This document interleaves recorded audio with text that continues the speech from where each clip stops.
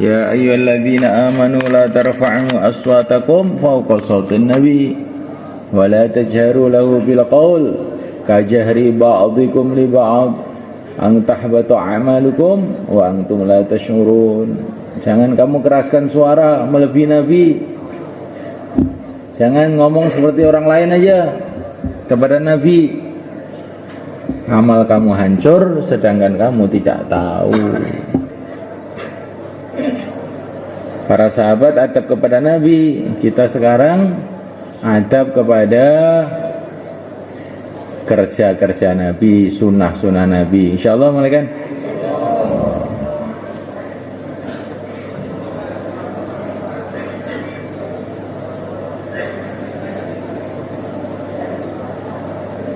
Al-Imam Malik radhiyallahu ta'ala itu kalau beliau masuk Madinah itu nggak berani pakai serandal. Ditanya oleh Al-Imam Syafi'i, kenapa nggak pakai serandal? Saya malu di tanah yang pernah diinjak-injak Nabi kok saya injak dengan pakai serandal. Saya malu, nggak berani. Karena beliau itu menjaga adab betul kepada Nabi. Akhirnya Allah SWT kasih kemuliaan karena beliau memuliakan nabinya. Allah muliakan dia luar biasa. Sampai raja-raja pun jadi muridnya. Raja-raja jadi muridnya. Karena beliau ini menjaga adab pada agama, Allah SWT gerakkan orang-orang untuk beradab kepada beliau.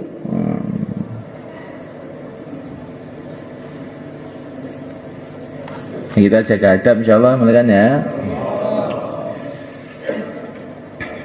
Nabi kirim surat ke Persia. Raja Persia itu nggak punya adab. Suratnya Nabi disobek.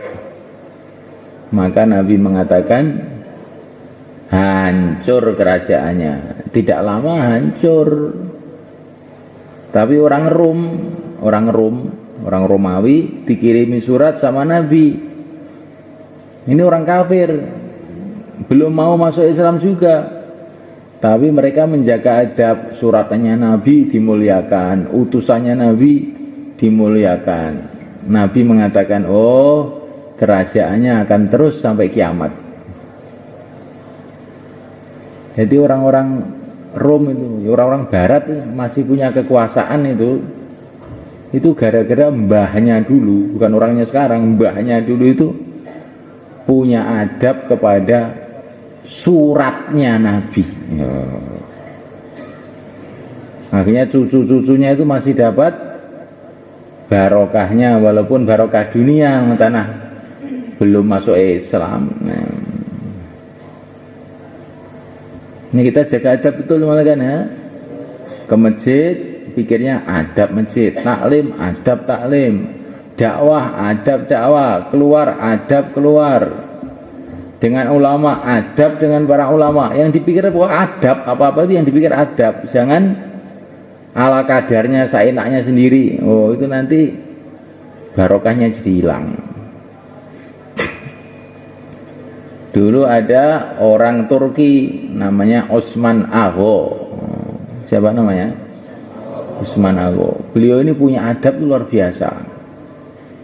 Kalau beliau itu masuk rumah, kok di situ ada Al-Quran, beliau ini duduk gak berani, berdiri aja. Kenapa berdiri aja? Ada Quran, gak berani duduk saya. Maka akhirnya Allah muliakan Osman Ago ini. Beliau itu mimpi, perasaannya dari punggungnya itu keluar pedang-pedang yang bertebaran ke seluruh dunia. Akhirnya anak cucunya jadi khalifah-khalifah raja-raja Turki Utsmani itu. 700 tahun menyebarkan agama kemana-mana. Dan sebagian ahli sejarah mengatakan bahwa Wali Songo itu yang ngirim itu khalifah Turki Utsmani. Sampai mikir agama di Nusantara ini, salah satu sebabnya itu begitu. Kita jaga adab insyaallah ya. Jadi adab itu yang kena barokah bukan dia sendiri, sampai anak cucu dapat barokah. Ada orang Najd. Najd itu Saudi, dekatnya Riyadh sana. Orangnya ini kurang ajar. Namanya Dzul Khuwaisirah. Ketika Nabi itu bagi-bagi harta, Dzul Khuwaisirah itu komentar, wah pembagiannya Nabi nggak adil ini. Nabi dikatakan nggak adil sama Dzul Khuwaisirah itu. Maka Nabi mengatakan, kalau saya tidak adil, siapa yang bisa adil di dunia ini? Kalau utusan Allah tidak adil, siapa yang bisa adil? Kemudian Nabi mengatakan, ini anak cucunya orang ini besok akan jadi pemecah belah umat di mana-mana. Anak cucunya Dzul Khuwaisirah itu. Dan sampai sekarang tuh begitu semua kan.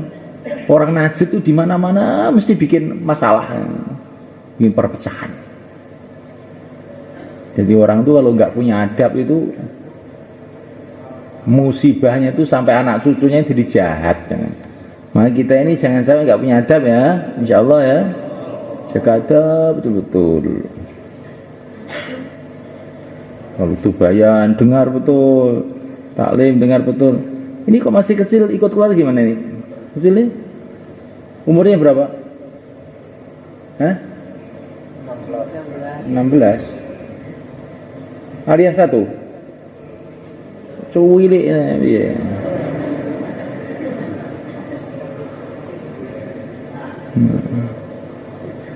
Jamaahnya sudah ada ustadznya? Belum ada? Wah, nanti kalau jamaah yang belum ada ustadznya nanti dimusyawarahkan lagi ya. Semua jamaah harus ada ustadznya. Kalau nggak ada ustadznya nggak layak keluar. Nanti dimusyawarahkan lagi. Siapa amirnya? Kamu kecil? Amirnya Mbak? Anam. Mana Anam? Nah, belum ada amirnya Anam. Hah? Lah kamu katanya amirnya, kok belum ada amirnya? Hah? Hah? Gimana? Oh, ustadznya belum ada, amirnya sudah ada ya. Nanti dicek semua, ini malam ini semua jamaah nanti kumpul dengan jamaahnya masing-masing. Yang belum ada ustadznya dan belum ada orang kampungnya, nanti amirnya musyawarah sampai ada ustadznya dan orang kampungnya. Kalau belum ada ustadznya, orang kampungnya belum bisa keluar. Insyaallah. Nah ini baru mau bayan nih sekarang. Ini tadi adab namanya. Diapalin ya adabnya. Terus diamalkan sama-sama supaya barokah. Supaya barokah. Adab itu apa toh? Apa saja yang sifatnya itu untuk mengagungkan agama, mengagungkan orang ahli agama, itu namanya adab. Nah, istilah cara Jawa tata krama. Nah, adab. Apa saja yang sifatnya mengagungkan itu adab.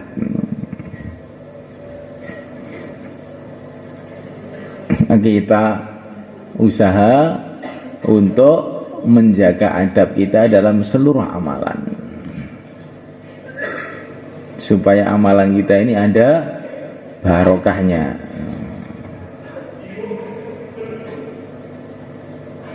Di India dulu ada ulama besar namanya Syekh Anwar Al-Kashmiri. Itu pokoknya ilmu apa saja beliau itu ahli. Hadis ahli, ilmu kalam ahli, fikih ahli. Tulisannya itu beratus-ratus jilid. Beliau ini waktu masih kecil begitu pesantren di Juban katanya itu.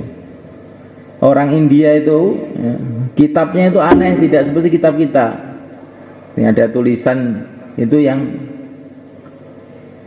ke atas, ke samping, ke kiri, ke kanan gitu tulisannya itu. Jadi ada kitab tulisannya di tengah begitu, Terus nanti ada taklikot, komentar-komentar, catatan-catatan kaki kalau kita. Tapi catatannya itu bukan catatan kaki di bawah kayak kita, di kanan, di kiri, di atas gitu. Sehingga kalau mau membaca itu kitabnya harus diputar-putar begini, supaya bisa dibaca jadi diputar, karena dia ke atas. Tapi Syekh Anwar Al-Kashmiri itu nggak berani muter kitabnya, itu nggak berani, tapi dia yang puter. Jadi kitabnya ditaruh di bangku, dia puter, kitabnya nggak boleh puter. Ditanya sama gurunya, kenapa kamu begitu? Kan bisa begini baca, bukan kamu yang puter-puter begini. Ini kitab ini kan guru saya Maulana, masa gurunya diputer-puter katanya. Karena dia punya adab, akhirnya jadi ulama besar. Sekarang itu orang belajar agama seenaknya aja, kitabnya taruh di bawah, kitabnya dioret-oret, kitabnya diselempetkan di angin-angin. Nah, akhirnya ngaji gak paham-paham, yang sudah paham lupa, yang tidak lupa gak bisa ngamal, yang ngamal tidak ikhlas, yang ikhlas tidak istiqomah, rusak kabeh gagate. Nah, maka kita ini jaga adab, insyaallah ya. Orang-orang India itu termasuk keistimewaannya itu adab pada kitab. Itu membaca Quran begitu di belakang orang nggak berani. Oh, Quran kok ada orang di situ duduk menghadap ke barat gitu. Dia membaca Quran di belakangnya nggak berani. Kurang adab katanya. Katanya kurang adab. Nah ini karena mereka menjaga adab, akhirnya Allah kasih barokah. Barokah. Barokah itu kebaikan yang tidak dikira-kira.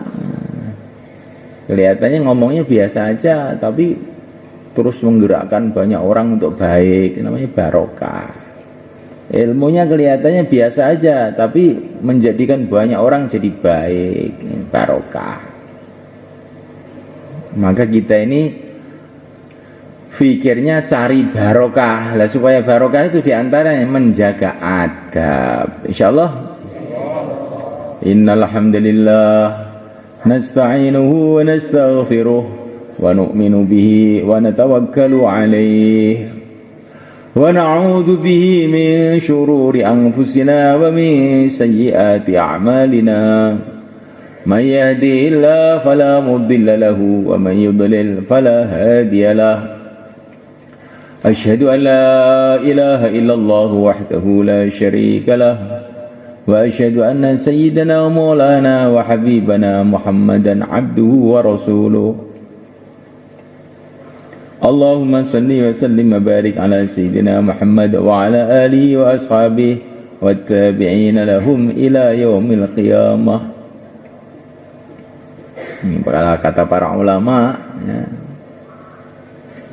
Kalau Allah itu mengatakan jangan memanggil Nabi dengan namanya, tapi panggillah dengan gelarnya, ya Rasulullah, ya Nabi Allah. Maka para ulama mengambil kesimpulan, kita pun kalau menyebut nama Nabi itu pakai Sayyidina, Maulana. Jangan Muhammad itu dok. Itu kurang adab. Bukan tidak boleh, tapi kurang adab. Hadirin dimuliakan, InsyaAllah kita akan keluar jalan Allah. InsyaAllah. Sudah mantap toh? Pokoknya keluar di jalan Allah.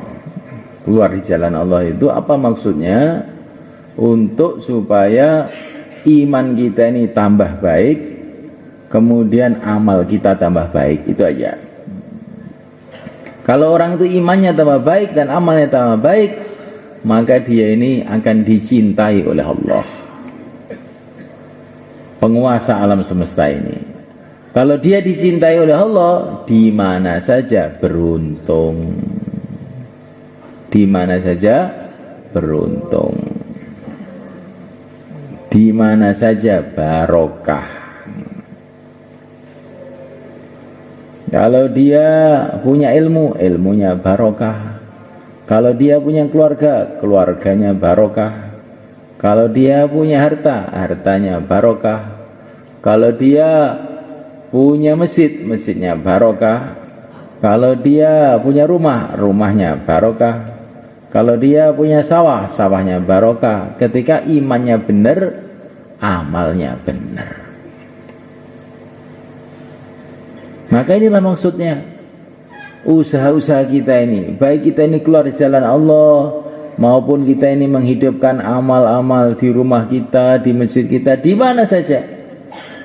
Niat kita ini adalah untuk perbaikan iman, perbaikan amal, supaya nanti jadi barokah. Kayak Nabiullah Ibrahim bangunan namanya Ka'bah. Inna awwala baiti wudi'a lin-nas lalladzi bi Bakkata mubaraka. Barokah.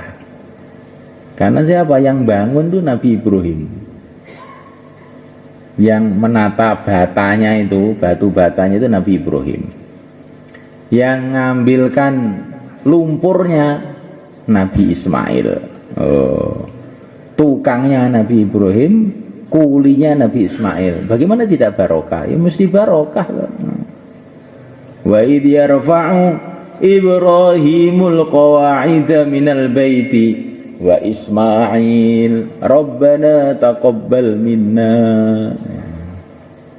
Bangunannya barokah. Seluruh dunia datang ke sana untuk ibadah. Beliau hijrah ke Syam, kawin dengan Siti Sarah, barokah.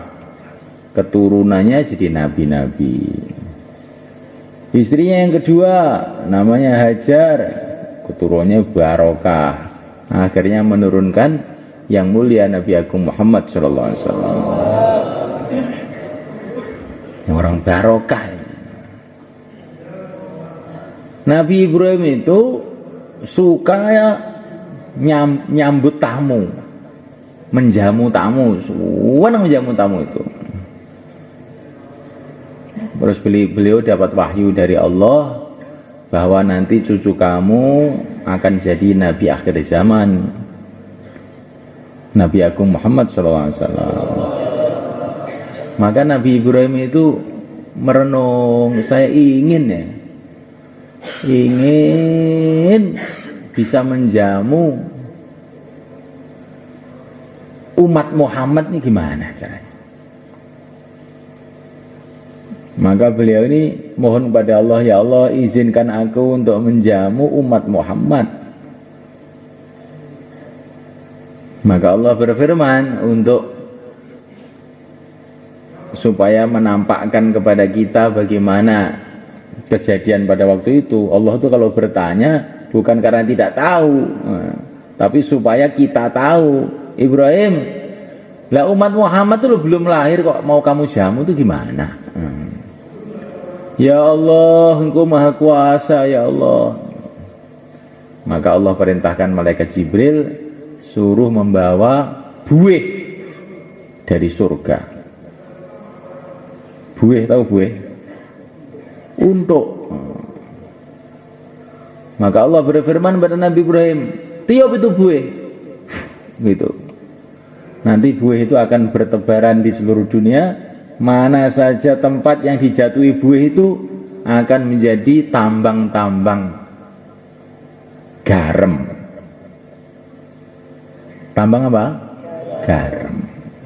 Jadi garam itu ada yang dari laut, ada yang ditambang. Mungkin orang Jawa Timur nggak ngerti ini. Jadi garam dari tambang, dari gunung. Gunung itu kayak gamping itu di keduk, di bawahnya itu ada garamnya. Itu garam yang terbaik, bisa untuk obat. Itulah garam yang dikatakan Sayyidina Ali, obat macam-macam penyakit itu ya garam gunung itu, bukan garam yang punyanya orang Gresik itu. Itu kotor nggak karuan, itu nggak tahu, itu bisa juga ada penyakitnya malahan itu. Maka garam-garam gunung itu, kalau di Pakistan banyak itu garam gunung itu. Garam gunung. Nah, Di sini juga ada, kamu beli sama Pak Fatoni itu ahli herbal namanya Patoni itu dia punya garam gunung, beli dari Malaysia sana. Maka setiap ada orang makan garam itu berarti dia telah makan dari jamuan Nabi Ibrahim. Ya namanya orang barokah itu loh. Orang belum lahir pun 1000 tahun yang akan datang, 2000 tahun yang akan datang bisa dijamu sekarang. Nah, ini kalau bukan Nabi Ibrahim nggak ada. Nah, kita ini semoga jadi orang barokah kayak Nabi Ibrahim. Kerja-kerja kita sekarang manfaatnya untuk orang banyak, setelah kita mati masih dimanfaatkan orang banyak. Itu namanya barokah. Itu adalah barokah. Keturunannya barokah, bangunannya barokah, garamnya barokah. Pokoknya serba barokah itu Nabi Ibrahim. Salah satu contohnya, begitu juga nabi-nabi yang lain, barokah. Orang itu dipikir itu barokah. Kalau selain para nabi ya para sahabat itu. Para sahabat itu kerja dakwah. Kerja dakwahnya itu, kesannya itu, hasilnya itu sampai 1400 tahun sampai sekarang. Nah, ini kan namanya barokah. Setelah para sahabat ya para ulama-ulama, para imam-imam. Al-Imam Asy-Syafi'i itu sudah 1300 tahun yang lalu lebih. Ilmunya dipelajari orang di mana-mana. Al-Imam Abu Hanifah juga begitu juga. Al-Imam Bukhari begitu juga. Itu namanya ilmu barokah. Insyaallah malaikat. Ilmu barokah. Barokah itu sumbernya kalau iman kita ini kuat, amal kita lurus. Maka yakin kepada Allah ini usahakan betul-betul, ucapkan dengan lisan, pahami dengan otak, tanamkan dalam hati bahwa yang berkuasa hanya Allah, yang menentukan hanya Allah, yang bisa menolong hanya Allah. Ucapkan dengan lisan, pahami dengan otak, tanamkan dalam hati. Manusia tidak kuasa, yang menciptakan manusia yang berkuasa. Raja-raja tidak berkuasa, yang menciptakan raja-raja yang berkuasa. Bukan orang Cina, orang Belanda, orang Jepang yang pandai, yang menciptakan otak mereka itulah yang maha pandai. Maka jangan terkesan dengan makhluk, terkesanlah dengan yang menciptakan makhluk. Itu bagian makna iman tuh seperti itu. Kemana saja hatinya? Kepada Allah. Allahus Samad. Allah adalah hajat kita yang sebetulnya. Kita ini bukan hajat sama orang, hajat sama Allah yang menciptakan orang, yang menggerakkan orang untuk baik sama kita. Hajat kita kepada Allah. Hajat kita ini bukan nasi, hajat kita kepada yang menciptakan nasi. Kalau Allah tidak menciptakan nasi, kamu bikin sendiri. Apa bisa kamu? Nggak bisa. Ya. Hajat kita bukan dengan istri, hajat kita kepada Allah yang memegang hatinya istri kita ini. Istri kita mau marah, apa istri kita mau lari ke Hongkong, itu Allah SWT menggerakkan. Maka ketemu istri kita, hati kita kepada Allah. Ketemu anak kita, hati kita kepada Allah. Ke pasar, hati kita kepada Allah. Ke ladang, hati kita kepada Allah. Hajat kita bukan kepada ladang, hajat kita kepada pertolongan Allah yang ada di ladang. Kalau Allah nggak tolong, nggak akan panen. Kalaupun panen, kalau Allah nggak tolong, nggak barokah. Kalau nggak barokah itu gimana? Ada aja masalahnya itu. Dimakan malah jadi sakit, kasihkan anak-anaknya ngantuan, gitu. Belikan rumah, rumahnya berantem terus, belikan mobil gembos, ini namanya tidak barokah. Maka jangan, hatinya jangan kepada sawah, hatinya kepada Allah. Ngaji pun hatinya kepada Allah. Ketika baginda Nabi menerima wahyu dari malaikat Jibril, diperintah oleh Allah doa, wa qur rabbi zidni ilma, katakan hai Muhammad, tambahilah aku ilmu. Telinganya mendengar malaikat Jibril, hatinya kepada Allah. Nah, itu namanya itu iman. Di depannya nampan, nasi, sambal, hatinya kepada Allahumma barik lana fima razaqtana wa qina adzabannar. Matanya kepada nampan, hatinya kepada Allah. Itu iman. Nanti itu makannya jadi barokah. Habis makan seger, dengar bayan semangat, zikir khusyuk. Anggota badan itu kalau namanya makanan barokah itu maksiat itu berat. Mau lihat yang haram itu rasanya mata langsung nggak enak. Makan yang haram perutnya langsung munek. Ada ulama-ulama yang takwa betul tuh semuanya kan. Kalau makan yang haram itu langsung perutnya puter, munek-munek. Isinya apa tuh kok munek-munek lagi? Keracunan makanan katanya Pak Dokter. Bukan keracunan makanan.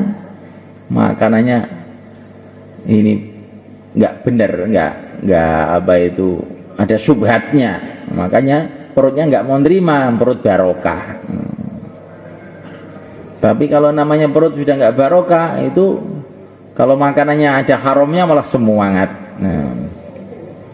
Makan bakso yang isinya itu macam-macam itu nggak tahu halal haram subhat, kok suwedep men kok bakso iki. Oh, weteng ora barokah yang ngono kuwi. Insyaallah malah kan. Kalau perut barokah itu ada subhatnya sidik, ini sudah nggak mau. Terasa nggak enak itu pokoknya, nggak enak. Inilah iman. Kemana saja hati kepada Allah. Karena di mana saja itu yang berkuasa hanya Allah, yang menentukan hanya Allah. Ucapkan dengan lisan, pahami dengan otak, tanamkan dalam hati bahwa Allah Maha melihat. Allah yang menciptakan penglihatan untuk makhluk-makhluknya pasti Maha melihat. Ucapkan terus-menerus sampai tertanam betul dalam hati, Allah melihat saya, Allah melihat saya. Sehingga kita ini hidup itu bukan seenaknya sendiri, hidup pakai aturan syariat Allah. Insyaallah. Ucapkan dengan lisan, tanamkan dalam hati, pahami dengan otak bahwa Allah Maha mendengar. Allah yang menciptakan pendengaran untuk makhluknya pasti Maha mendengar. Diucapkan lagi-lagi terus berulang-ulang sampai mantep Allah mendengar kita, sehingga kita tidak berbicara seenaknya sendiri. Berbicara itu adab. Baginda Nabi itu kalau berbicara huruf-hurufnya bisa dihitung. Karena beliau ini pelan-pelan, mantep gitu kalau bicara. Tidak bicara ngalor ngidul seenaknya sendiri, tidak begitu. Bicaranya itu bicaranya orang yang merasa didengar oleh Allah, bicaranya orang yang merasa dilihat oleh Allah, sehingga sangat hati-hati, super hati-hati, tidak seenaknya sendiri. Kita usaha begitu insyaallah.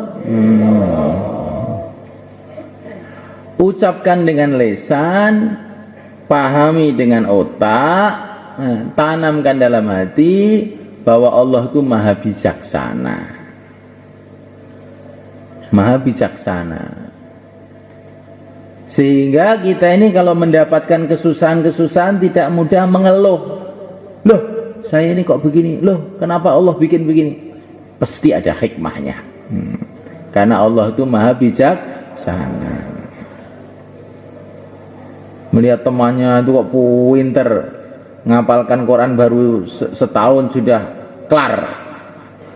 Saya ini kok nggak apal-apal. Ya Allah, kenapa tuh otak saya ini? Cari hikmahnya saja. Dengan kamu ngapalkan lambat begitu, akhirnya di pondok betah 10 tahun. Pahalanya tambah banyak.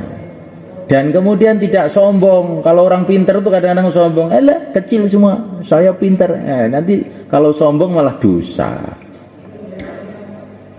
Jadi kita cari hikmahnya, apa-apa itu cari hikmahnya. Karena Allah itu yang menciptakan semuanya, yang mengatur semuanya. Allah yang maha bijaksana. Jangan protes. Oh, mesti ada hikmahnya ini. Saya itu kok melarat terus, itu kenapa toh? Orang-orang kaya kok saya nggak dikasih duit sama Allah itu. Itu ada hikmahnya. Hikmahnya apa? Kalau kamu nggak punya duit ditambah tawadhu. Kalau kamu nggak punya duit masuk surga 500 tahun sebelum orang kaya. Kamu itu dienakkan kok nggak ngerti itu gimana? Paham betul? Dan itu kalau nanti Allah sudah buka setiap kejadian itu paham. Oh, ini hikmahnya begini. Oh, ini hikmahnya begini. Akhirnya syukur aja. Jadikan kaya syukur, jadikan miskin syukur, jadikan sakit syukur, jadikan sehat syukur. Karena dia melihat Allah itu maha bijaksana, pasti ini ada hikmahnya. Insyaallah. Di iman itu harus merubah sikap seperti itu. Kalau masih mengeluh aja, aduh kesel aku, aduh loro aku, aduh pokoknya panci aduh, kuwi jenenge urung imane urung watek bener. Kok kan sambat gitu. Orang itu kalau suka sambat itu tandanya akan bernasib tidak baik. Begitu kata para ulama. Kalau orang itu syukur aja gitu, itu tandanya akan bernasib baik. Allah itu kalau mengambil itu berarti mau memberi. Kata para ulama, kamu renungi, karena Allah itu kalau mengambil bukan karena Allah itu hajat. Allah itu maha kaya, nggak perlu dengan harta kamu, tidak perlu dengan tenaga kamu, tidak perlu dengan apa-apa kamu. Kalau Allah itu ngambil, ini tandanya Allah akan memberi. Insyaallah mulai kan? Baginda Nabi di Mekah usaha susah, dakwah susah. Maka Nabi bukan terus sumpek, tidak. Ini tandanya pertolongan Allah sudah dekat. Hatta idza stai'asar rusulu wa dhannu annahum qad kudzibu ja'ahum nasruna. Ketika para rasul itu sudah judak, terus pertolongan Allah datang. Di Mekah susah-susah, tahu-tahu tala'al badru alaina, berbondong-bondong orang masuk Islam. Insyaallah. Kemarin itu ada jamaah santri kemarin 3 bulan yang lalu itu masuk dalam satu kampung, di mana saya lupa kampungnya itu. Orang kampung itu marah semua, diusir. Sampai itu kompor-kompornya itu dituendangi sama orang kampung itu. Padahal tuh anak-anak kecil-kecil kayak nggak kasihan orang kampung itu ya. Tapi ini jamaah diam aja. Terus berjalan aja sampai ke gunung. Di gunung situ ternyata ada satu kiai punya masjid, disambut baik sama kiai itu, kasih makan. Sudah di sini aja, seminggu saya kasih makan nanti. Maka seminggu di situ kasih makan enak terus sama kiai itu. Terus turun lewat kampung yang ngusir tadi. Orang-orang kampung itu sudah pada nyambut di situ. Maka ini santri ini sudah deg-degan. Wah, ini kita mau diusir lagi.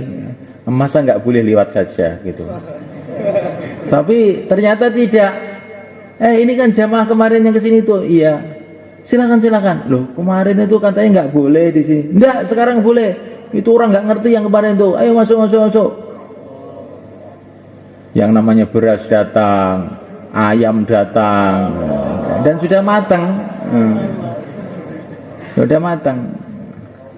Jadi orang itu kalau mendapatkan musibah, dalam hati tanam, mesti ada hikmahnya. Karena yang bikin musibah ini Allah.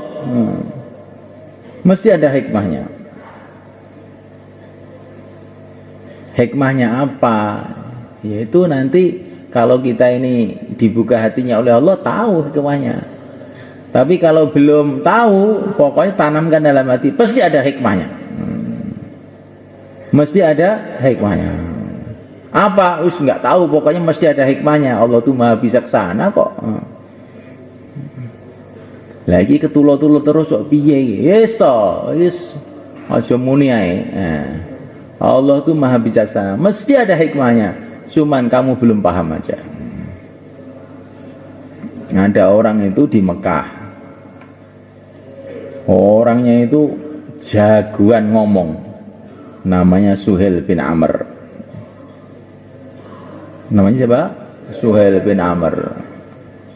Nah, ketika perang Badar, Suhail bin Amr ini ditawan sama orang Islam. Kemudian baginda Nabi melepaskan Suhail bin Amr. Sudah, ini Suhail ini orang baik kok sebetulnya, biar dia pulang aja. Maka Sayyidina Umar bin Khattab mengatakan kepada Nabi, ya Rasulullah, kalau memang Suhail ini dilepaskan, ya terserah, itu keputusan engkau ya Rasulullah. Tapi saya usul, kalau boleh. Usul apa? Itu giginya Suhail itu dicopot dulu, supaya nggak ngomong aja jelek-jelekan Islam itu. Maka Nabi mengatakan, jangan, udah dilepaskan aja. Dilepaskan di Mekah juga masih gitu, ngomel aja namanya Suhail itu. Di sini ada yang namanya Suhail? Nggak ada. Ngomel aja. Tapi semulaikan akhirnya Suhail itu masuk Islam. Setelah masuk Islam, semulaikan ketika Rasulullah wafat, banyak orang-orang pada bingung. Maka orang Mekah itu dikumpulkan oleh Suhail. Beliau khutbah di Mekah. Khutbahnya itu luar biasa. Sehingga orang Mekah ini tidak ada yang murtad, tidak yang goyang satupun. Hei orang-orang Mekah, di antara khutbahnya itu, kamu ini masuk Islam terakhir, masa mau keluar dari Islam yang pertama? Tekone kari mulai dhisik iki. Begitu ketika Suhail bin Amr mengatakan begitu, semua orang Mekah itu langsung tenang, tentram, semua berpegang pada Islam semua. Maka ketika habis khutbah itu, Sayyidina Umar dapat laporan, itu orang Mekah tenang semua gara-gara khutbahnya Suhail. Maka itu setelah sekian lama, bertahun-tahun itu, dari Badar ke wafatnya Nabi itu panjang itu ceritanya. Maka Sayyidina Umar teringat, Masya Allah, dulu saya usul kepada Nabi agar Suhail ini dicungkil giginya. Ternyata ada hikmahnya Suhail punya gigi ini. Kalau dia dulu giginya saya cepot, dia nggak bisa khutbah. Dulu menyakitkan hati saya betul. Lah kok ternyata sekarang malah nyenengkan saya. Jadi kalau kamu disakiti orang, jangan kita buruk sangka, orang ini kurang ajar, jangan. Kadang-kadang nanti yang paling menyenangkan ya orang ini. Insya Allah malah kan. Kayak Abu Sufyan itu nyakiti Nabi terus, tahu-tahu malah anaknya Abu Sufyan, Ummu Habibah, jadi istrinya Nabi. Yang tadinya musuh jadi mertua lama-lama. Jadi kalau orang itu dimusuhi orang, itu tandanya mau jadi mertua, gitu aja. Jangan marah, insya Allah kan. Tapi tidak selalu begitu. Pokoknya orang yang menyakitkan kita, tapi kita ikhlas karena Allah, itu nanti satu saat dia akan menggembirakan kita. Orang Quraisy ini mayoritas asalnya semua menyakitkan Nabi, tapi akhirnya juga orang Quraisy juga yang paling membahagiakan Nabi, yang menyebarkan agama seluruh alam, kebanyakan orang Quraisy. Nah, maka dalam dakwah ini kita ini husnudzon. Itu beberapa bulan yang lalu saya ngirim jamaah ke Irian. Beberapa santri Temboro ini dari Irian itu nakal-nakal. Saking nakalnya itu saya nggak kuat, akhirnya saya kasih bayan wapsi, kamu pulang aja lah. Mungkin tidak cocok kamu di Temboro, sudah ke Irian saja. Pulang ke sana. Loh, santri yang nakal tadi itu loh, di sana jadi imam masjid mereka.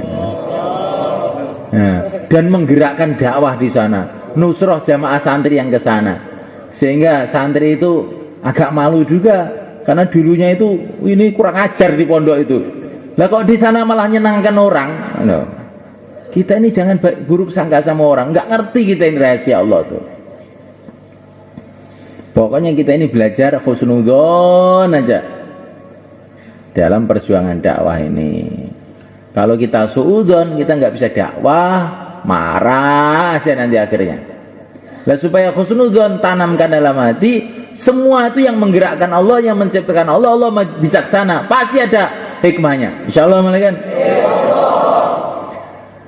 Kemudian mulaikan untuk meningkatkan iman ini, kita harus senantiasa mengamalkan sunnah Nabi. Tambah sunnah kita banyak amalkan, tambah nanti iman kita meningkat. Wa in tuti'u tahdadu. Kalau ikut Nabi dapat hidayah. Maka sunnah-sunnah Nabi itu sampai yang sekecil-kecilnya kita jaga. Al-Imam Ahmad Al-Faruqi radhiyallahu ta'ala anhu, beliau ini ulama tahun 1000 Hijrah yang mengislamkan raja-raja Tatar di India.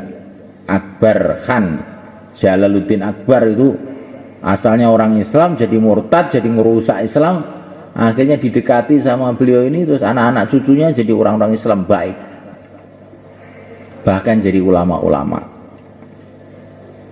Ini Imam Ahmad Al-Faruqi ini bercerita, saya itu pernah masuk WC, lupa kaki kanan dulu. Langsung hari itu tuh hati saya zikir tuh susah gitu. Berat, zikir tuh jadi berat. Maka kita ini sunnah yang sekecil-kecil kita jaga betul. Apalagi sunnah yang terbesar. Sunnah yang terbesar itu apa? Iman kepada Allah, yakin pada Allah.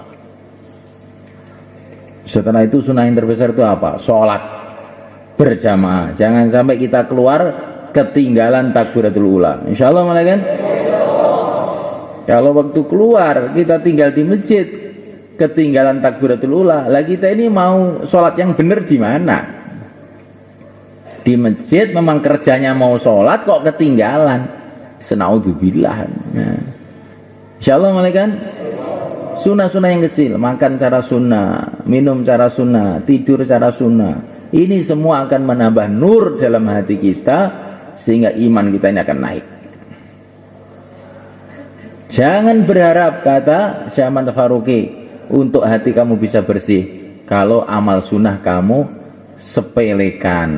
Nah, sunnah ini penting kan betul. Insyaallah kan masuk masjid kaki kanan itu penting kan. Dan masjid ini Baitullah kan. Kalau kita pahami masjid ini bangunan orang biasa, bangunannya orang Temboro ya biasa. Tapi kalau kita pahami masjid ini Baitullah, kalau saya adab betul, oh nanti pasti saya dapat penghargaan dari Allah.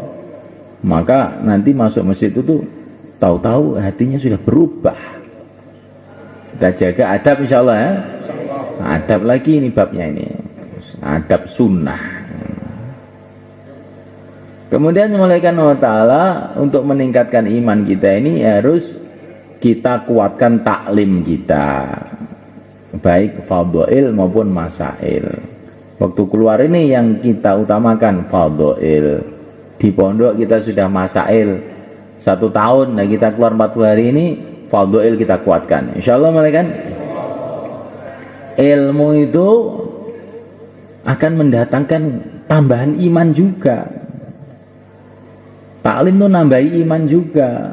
Sayyidina Umar bin Khattab radhiyallahu ta'ala masuk Islamnya pertama gara-gara baca 1 ayat. Toha ma anzalna 'alaikal qur'ana litashqa, langsung berubah. Nah, asalnya kafir tahu-tahu jadi mukmin, jadi wali. Gara-gara baca 1 ayat tok. Beberapa ayat dari surat Toha. Nah, kita ini berpikir kalau kita ini taklim, ya Allah jadikan taklim saya ini seperti taklimnya Sayyidina Umar, habis taklim berubah. Insyaallah kan? Jangan taklim itu pikiran kita, taklim 2,5 jam, taklim 4 jam. Ini lama sekali, nanti punggung saya kuat apa enggak? Nanti taklim kita enggak bermutu begitu.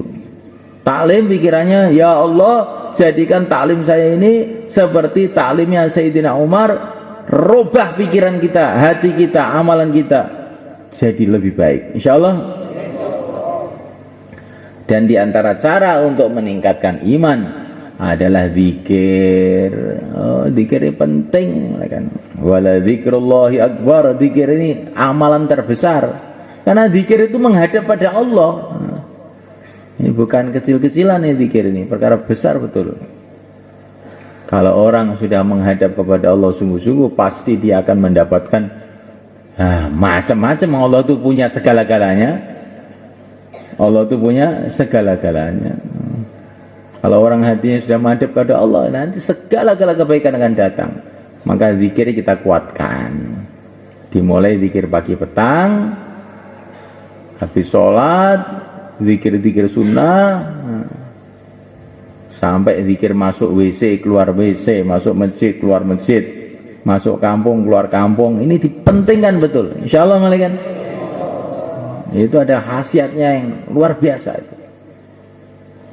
Kemarin ada jamaah keluar di Ternate sana. Itu ada satu rumah, itu didatangi siapa saja mesti orangnya marah. Terutama pokoknya kalau didatangi orang tabligh, ngamuk itu orang rumah itu. Nah, akhirnya santri-santri ini disuruh ke situ oleh orang dakwah di sana di Ternate itu. Maka santri ini bingung, wah ini gimana nanti kalau kita dimarahi lagi. Terus dia mikir apa ya doanya. Terus dia kok ada ingat, saya dulu kok pernah baca doa masuk rumah itu, Allahumma inni as'aluka khairal maulid wa khairal makhraj. Nggak tahu itu orang tuh memang kalau mau dikasih oleh Allah tuh jelalah. Kok jelalah ya, Pak?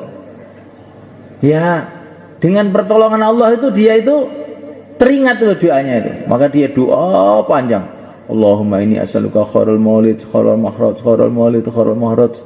Allahumma inni as'aluka khairal maulid, khairal makhraj.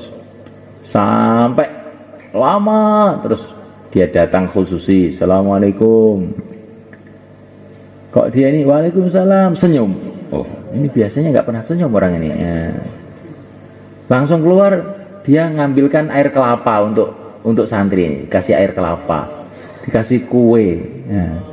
Orang-orang kampung itu heran, kamu apakan itu orang kok mau nyambut kamu? Doa sunnah. Ya. Allahumma inni as'aluka khairal maulid wa khairal makhraj. Dilatih itu. Ucapannya di lisan, hatinya kepada Allah. Jangan doa pokoknya ngapalkan doa, bagaimana ngerasakan doa dalam hati itu. Itu waktu Karguzari jamaah bergerak di Nizamuddin, Mihaji Mihrab itu orang zaman Syekh Ilyas. Itu tanya kepada jamaah, apa yang kamu buat kalau masuk kampung? Langsung jamaah itu sontak, doa Mihaji baru. Apa yang kamu kerjakan waktu masuk kampung? Apa? Semua jamaah jawabnya sama, doa. Nah, apalagi doa toh? Nah, keliru. Karena Haji Mihrab itu maunya itu biar jamaah ini mikir gitu. Kok keliru? Iya keliru kamu itu. Nah yang benar bagaimana? Hati berharap kepada Allah, kemudian doa. Katanya ini benar. Itu hati kamu itu biasanya belum kepada Allah nggak? Doa masuk kampung. Allahumma inzukna jannah habibna ya. Hatinya itu ngalor ngidul, mulutnya aja yang bunyi.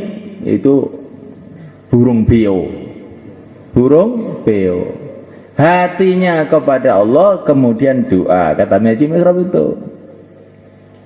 Kita baca begitu insyaallah ya. Ini nanti perkara yang kecil seperti ini kalau kamu perhatikan nanti dapat pengalaman kamu. Ini ada satu teman saya itu ada pengalaman. Masuk dalam satu tempat, tahu-tahu di situ ada jinnya. Ada jin. Dia itu digebuki sama jin itu.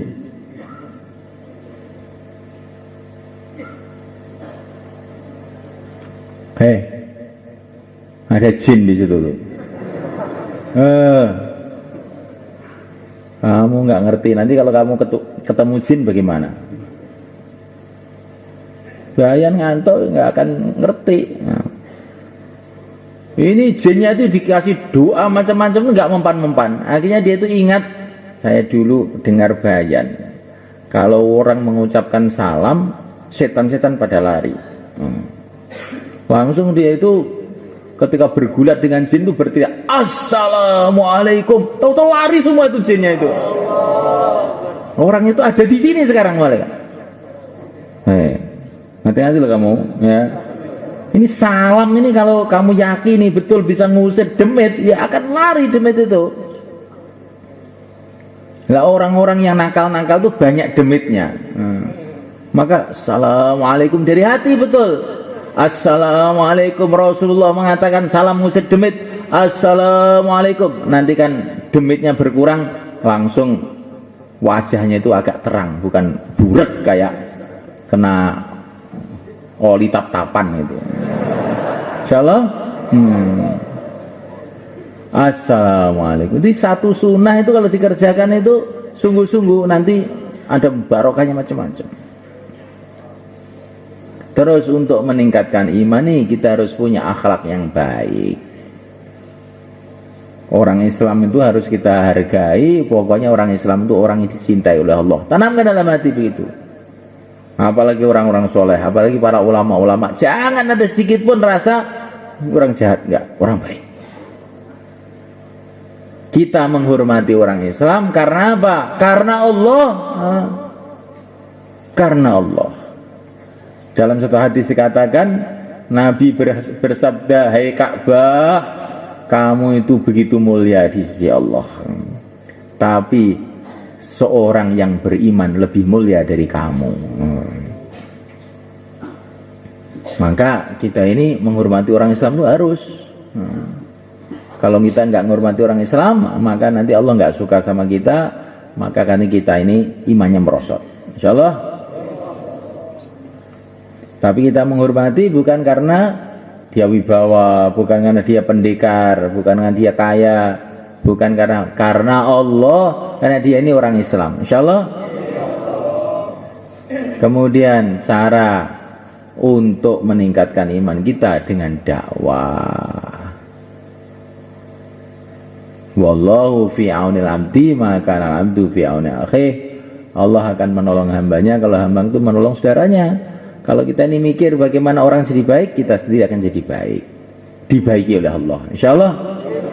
Kalau kita ini mikir bagaimana orang imannya meningkat, kita sendiri dimudahkan oleh Allah, imannya meningkat.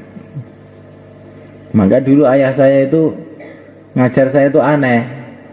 Nanti ngaji jurumiyah pagi, sore suruh ngajar. Loh, ngaji baru pagi tadi kok sore suruh ngajar toh Pak? Saya itu bilang, wis toh. Kowe engko nek mulang ra ndak pinter. Kowe iki ngrungokne tok goblok kowe engko. Jadi kalau orang itu pengen orang paham, dia sendiri dimudahkan oleh Allah untuk paham. Kalau orang itu ingin orang itu jadi baik, Allah mudahkan dia jadi baik. Maka orang itu jangan sampai ada hasad, iri. Kalau ada orang baik itu kamu itu malah mendukung kebaikannya, jangan malah menjelekkan dia. Nanti nggak ketularan kebaikannya. Insya Allah malaikat. Bahkan kalau ada orang jelek, kita usaha bagaimana dia baik, maka kita sendiri akan dibaiki oleh Allah. Insya Allah. Inilah maksud usaha ini, keluar usaha masjid. Maksudnya supaya ini tambah hari iman kita meningkat. Kalau iman kita meningkat, amal kita meningkat, barokah di dunia meningkat, derajat di akhirat meningkat, kita akan jadi orang mulia dunia akhirat. Insya Allah malaikat. Lihat para nabi, lihat para rasul, lihat para sahabat, lihat para wali-wali Allah. Itu punya apa sih? Punya apa? Enggak punya apa. Tapi ketika mereka punya hubungan yang benar kepada Allah, jadi orang mulia. Nah kita mau belajar begitu. Syekh Bahauddin An-Naqsyabandi satu hari duduk di sana, di Bukhara sana. Waktu itu Raja Bukhara membuat karnaval. Apa? Karnaval itu apa tuh? Pokoknya putar kota itu loh, putar kota. Rajanya dengan menteri-menterinya, jenderal-jenderalnya putar kota. Karena raja mengadakan putar kota, itu santrinya Syekh Bahauddin pada pergi ke kota nonton semua. Akhirnya Syekh Bahauddin itu di masjidnya sendiri aja. Akhirnya beliau itu keluar kota, berjalan naik ke atas gunung. Beliau zikir, subhanallah, subhanallah. Tengah-tengah zikir tiba-tiba hatinya terasa, kalau raja mulia dengan tentaranya, dengan senjatanya, dengan kerajaannya, tapi kalau orang iman mulia dengan Tuhannya, kata beliau dalam hati. Ketika Syekh Naqsyabandi itu rasanya hati begitu itu, tiba-tiba raja itu seperti kena setrum, sehingga rute karnaval itu berubah. Yang tadinya ke timur atau ke barat, keluar kota, naik ke gunung tempatnya Syekh Bahauddin itu. Syekh Bahauddin masih zikir di situ. Raja sampai situ dengan menterinya semua. Raja turun dari kudanya, langsung assalamualaikum, mencium kakinya Syekh Bahauddin. Hei, ngapain kamu kesini? Kata Syekh Bahauddin. Pokoknya saya ikut Tuan, katanya. Jangan, sana pulang. Nah. Itu wali-wali dulu itu begitu, ingin mulia dengan hubungannya kepada Allah aja, bukan dengan hartanya, bukan dengan tentaranya, bukan dengan gelarnya, bukan dengan ijazahnya, bukan dengan bajunya, bukan dengan omelannya, tapi dengan hubungannya kepada Allah itu. Maka semalekan yang besok mau keluar 4 bulan 40 hari yang sudah terbentuk jamaah ke utara, yang belum terbentuk jamaah ke selatan. Taqabbalallah. Monggo. Yang sudah terbentuk jamaah ke utara, kumpul jamaahnya masing-masing. Yang belum terbentuk jamaah ke selatan, biar ditafakut oleh tashkil. Monggo. Silakan, bismillah. Yang belum dapat jamaah ke selatan semua. Nah. Yang sudah terbentuk jamaah ke utara semua, ngalor. Monggo. Sebenang sedaya.